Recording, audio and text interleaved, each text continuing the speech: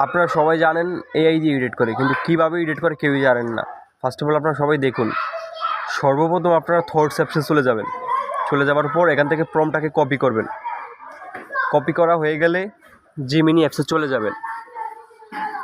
Gemini অ্যাপসে গেলে প্রম্পটটাকে এখানে পেস্ট করে দেন এবং যে ছবিটি দিয়ে এই ছবিটিকে বানাতে চান ওই ছবিটি এখানে গ্লাইড থেকে সিলেক্ট করুন। ছবিটি সিলেক্ট করা হয়ে গেলে বিমান অপশনে ক্লিক করুন।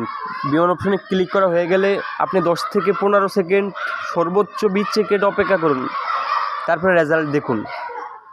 এআই আপনাকে কত সুন্দরভাবে রিয়েলিস্টিকভাবে একটি ছবি তৈরি করে দেবে। একটু অপেক্ষা করুন, দেখুন, শেষটা দেখে যান, অনেক সুন্দর। আপনার প্রয়োজন হলে আপনিও বানিয়ে নিন। অনেক রিয়েলিস্টিক ও সুন্দরভাবে ছবিগুলো খুব সুন্দরভাবে তৈরি করে দেয় জিমিনি অ্যাপস।